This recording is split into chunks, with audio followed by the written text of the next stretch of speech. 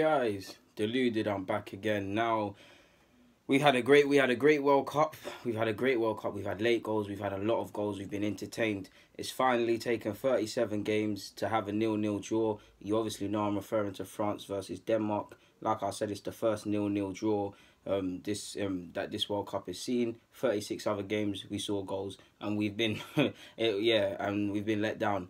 Now, of course, sometimes the scoreline in a lot of, especially the high-scoring games, it hasn't told fully the story of how the game's necessarily gone. For instance, Croatia versus Argentina. Argentina were woeful and appalling for the whole game. But if we remember, there was a point, Argentina and Croatia, they both looked as shaky as each other to a point. Obviously, the turning point was Willy Caballero doing that nonsense. So it hasn't always told the full story. But in this regard, 0-0 is absolutely the most appropriate result. I can't remember the amount of chances. I did see Giroud blasted over. There was a couple other chances, but the first half was such a drag. I mean, how do you quantify if a nation is playing to their full potential? Because, yes, nobody's perfect. You can't be expected to claim 9 points. I mean, even if I'm France, with all their talent, looking at who they've got in that group, I would be looking at 9 points.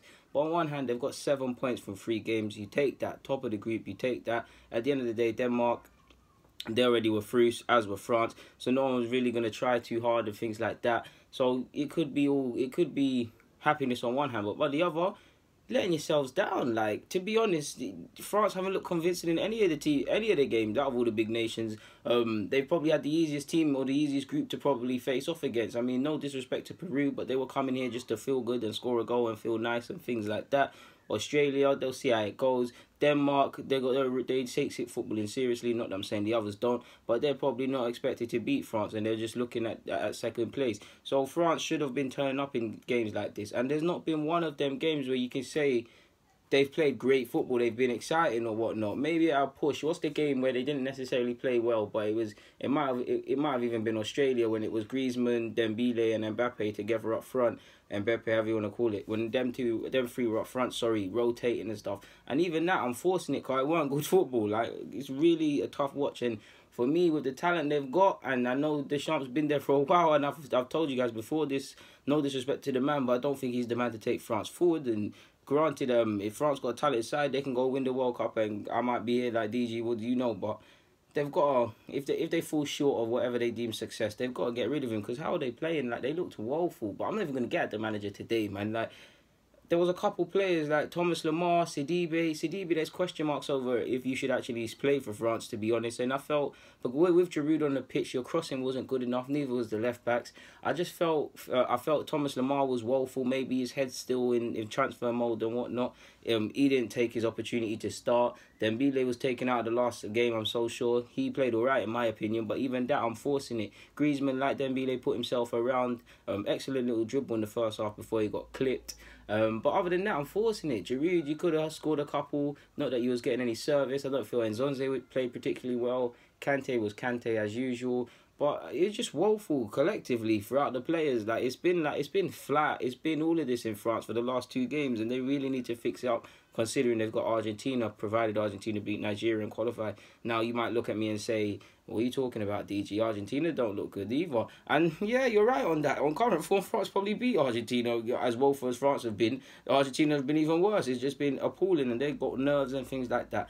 But if we're real and we assume that Argentina go through against Nigeria, which is going to be a fantastic game for us neutrals later, assume they go through, there's renewed belief and all of them things there, and it's the knockout stages, so people tend to fix up in the knockout stages. One of these great footballing nations in France and Argentina has to go out, and if you play like that, you might not get the result you wanted. Kylian was on the pitch, not that he played amazing. I felt at times he was trying to impress a bit too much in the odd minutes he got.